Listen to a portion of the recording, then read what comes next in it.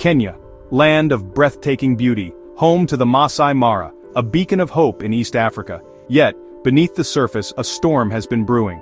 A storm fueled by the frustrations of a generation. This is the story of Kenya's political turmoil, a saga where Generation Z takes center stage.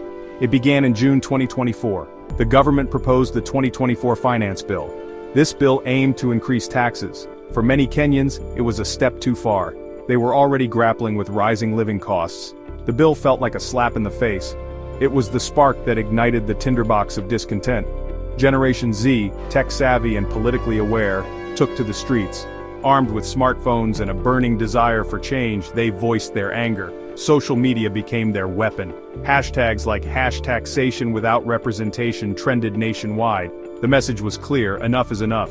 This wasn't just about taxes, it was about a system perceived as rigged. Corruption was rampant. Inequality was widening. The youth felt left behind, their voices ignored. The 2024 finance bill was simply the tipping point. It was a symbol of a government out of touch with its people. A government that had failed to deliver on its promises. A government that needed to change. The protests started in Nairobi, Kenya's bustling capital. They quickly spread like wildfire, engulfing towns and cities across the nation. From Mombasa on the coast to Kisumu on the shores of Lake Victoria, the youth of Kenya made their voices heard. They came from all walks of life. Students, entrepreneurs, artists, and activists. United by a common goal, a better Kenya. Their demands were clear. They wanted the government to address the high cost of living. They wanted an end to endemic corruption. They wanted a government that served the people, not just the elite. One event, however, would come to symbolize the intensity of the protests, the storming of Parliament. On June 25, 2024, a large group of protesters marched towards the Parliament building. The atmosphere was electric, charged with anger and frustration. Security forces stood guard, a thin blue line between the protesters and the symbol of their grievances.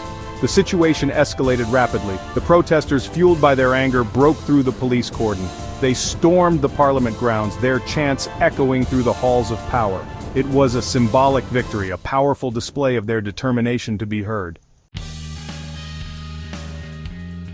The government's initial response to the protests was slow and inadequate.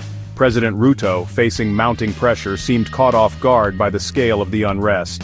He first attempted to appease the protesters by withdrawing the controversial finance bill. He also promised to cut government spending, hoping to demonstrate his commitment to addressing their concerns. However, these measures proved insufficient to quell the unrest. The protests continued, fueled by a deep-seated mistrust of the government. The storming of Parliament had shifted the dynamics. It was no longer just about the finance bill. It was about fundamental change. In a dramatic move, President Ruto dissolved his cabinet on July 11th. It was a desperate attempt to regain control of the narrative, to show that he was listening. He followed this up with the resignation of the Police Inspector General on July 12th, a move widely seen as an attempt to appease the public outcry over police brutality. Yet, these actions did little to bridge the widening gap between the government and the people. The protests continued, a testament to the deep-rooted frustrations of a generation that felt unheard and unseen. The government's response, while seemingly conciliatory, was perceived by many as too little, too late. The damage had been done. Section 4. The Price of Dissent: Brutality, Repression, and the Erosion of Rights. As the protests gathered momentum, so did the government's crackdown. The police, initially overwhelmed by the sheer number of demonstrators, responded with increasing force. Tear gas, batons, and water cannons became commonplace. Protesters were met with violence, their chants for change drowned out by the crack of batons and the deafening explosions of tear gas canisters. The situation took a darker turn as reports emerged of live ammunition being used against unarmed protesters.